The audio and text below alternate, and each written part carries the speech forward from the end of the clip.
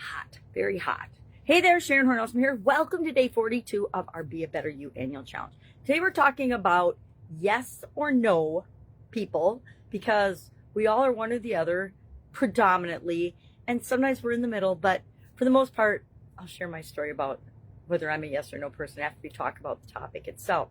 So being a yes person means you say yes to stretching your comfort zone. You say yes to opportunities. You say yes to things that life sends your way instead of pushing back, resisting, and saying no. No people, like I used to be, and here is my analysis after much reflection why I was a no person for so long. And mostly when I was younger, and then I got a little more optimistic in corporate America when I had my kids. But then when I had my kids, I became a much more no person. Why? Because I wanted to keep them safe and I didn't want them to get in danger. So whenever they asked to do something, they pretty quickly figured out that I was going to say no first, to buy myself some time to actually analyze and think about it, and then go back and decide if I was going to actually allow them to do the thing or not. I remember my son was a paintball player and he wanted to go to the World Cup of paintball. It wasn't, and participate and actually compete in that. It's not the World Cup of paintball. I can't remember what it's called now because it's been a long, long time ago. But I remember thinking that, and some things that my daughter wanted to do when she was growing up, that I would just automatically say no.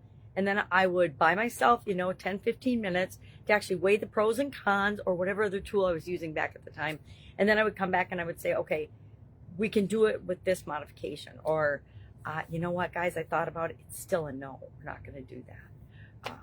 So no, being a no person, I figured out, limits me. It limits my ability to even see opportunities and decide if something is something that's going to benefit me, back then, me and my family, or if it was just me being afraid to step out of my comfort zone and do things. Here's how I learned to decide. I say yes to things that are in alignment with my goals and objectives, the direction I really want to go with my life, even if I'm afraid nowadays. And it's got to be in alignment with my goals and who I am, and it's got to feel right to me in my gut and my heart. My head and heart and intuition have to all be aligned to say yes to something.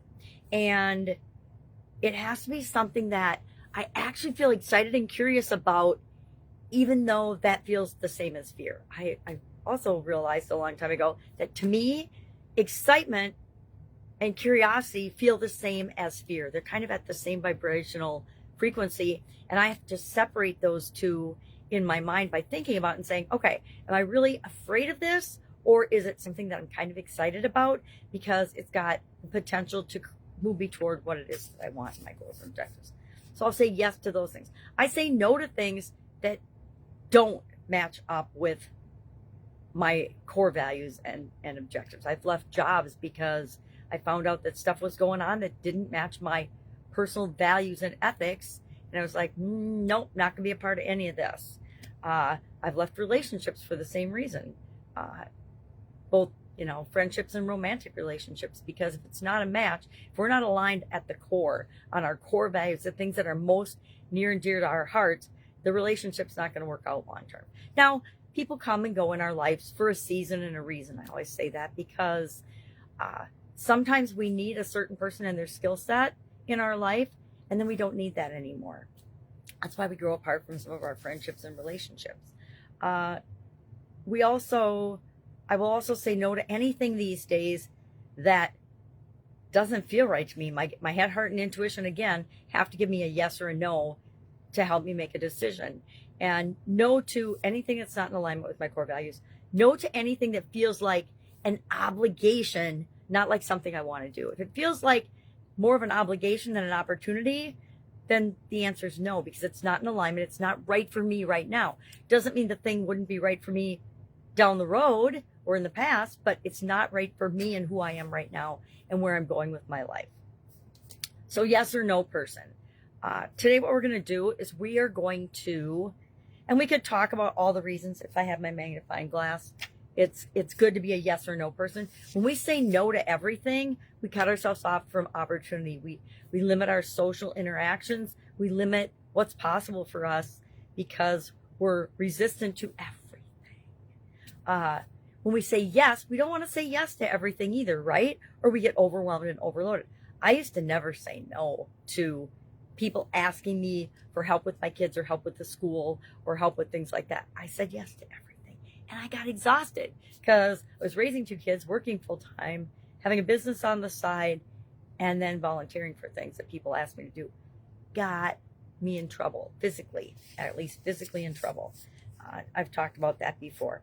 So what we're going to do for a tool today is a little mini challenge within the challenge. We're going to do a 30-day challenge starting today, February 11th, 2025 to March 12th, 2025, which just happens to be my 65th birthday. So it kind of lands perfectly 30 days from now. And we are going to, every day for 30 days, say yes to something.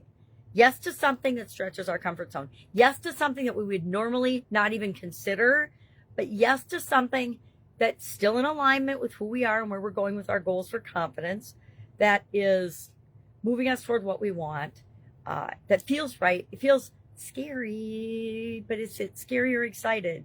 Is it scary or curious? Do we know we can do it? I have come to discover that anything that pops into my head that I think about it for a reason, and that means I'm capable of making sure it happens and doing it. So for the next 30 days, we're going to say yes, doesn't matter how big or how small, to something that stretches our comfort zone. And why? Because when we stretch our comfort zone, when we successfully do things, it increases our confidence. And guess what? Failure, stepping stones. We want to create a growth mindset as being part of a yes person. We want to, saying yes to things helps us to grow. We don't grow when we say no to things. We just stay where we are. If we just stay where we are, if we're not improving, we're declining. There is no I'm just going to stay here forever, because everything around us is changing. And so that means that if we don't change with some of those things, we will lose ground very, very quickly. So it's a 5-step process that we're going to use to do this 30-day challenge. Number 1, we're going to identify our fears and hesitations. What are you afraid of? I'm afraid of heights. So if I have to climb up high for something, and I probably will in the next 30 days, I'm going to say yes to it, even though I'm a little scared of it. But I'm going to do it safely. So what are our fears and hesitations? What do we hesitate to do? Do you hesitate to pick up the phone and talk to people? I'm also not a phone person. So I will be making some phone calls this month. Commit to saying yes daily, no matter how big or how small the thing is. Say yes to something and take action on it. Why? Because when we say yes to something, we take action. When we say no, we take absolute stagnation and no action. Third, we're going to document our journey. How are we going to document our journey? I don't care if you just take a piece of paper and put 1 through 30 on it. Write down every day what you said yes to. And then we're going to celebrate our wins, not only at the end on March 12th or March 13th probably, but we are going to celebrate them along the way. So if you do something big and you say yes to something big and you pull it off, reward yourself in a way that makes you feel good. And if it doesn't work, just jot down, what are my lessons learned? Why do I think it didn't work? What could I do next time? And then finally, on the 13th, probably, of March, we'll sneak a day in. I don't even know what our topic is for next month. I planned it all out, but I can't remember right now because it's different every year. I wanted to really mix it up this year. So we started with confidence. And then we're going to think about on that day and review and reflect, which is why I want you to document it and write it down, or do a video every day. I do a video every day. I'm probably going to share what I say yes to along the way, even if we're talking about different subjects. I already got my yes for today. I'm going to paint hearts to make Valentines for my granddaughter's preschool. She's 4 now. She just turned 4, but she's in 3-year-old preschool. So there's exchanging Valentines this week. And on, I don't remember what I was saying. Anyway, we're having her paint hearts for all the little kids in both classes, and then make little bracelets with their names on them. So it's going to be fun. It's going to be challenging with a 4-year-old, but fun. So then we'll just go through and we'll look at our list and we'll say, okay, well, what lessons did I learn from this? And how has it impacted my confidence? That's the whole purpose of the exercise. Don't get bogged down. Don't get scared. If you got any questions about it, hit me up and ask. If it's hard for you to ask, that might be your one yes today, is actually communicating with me and getting your question answered. All right, that's it. Any questions? Ask. Otherwise, I'll be with you tomorrow.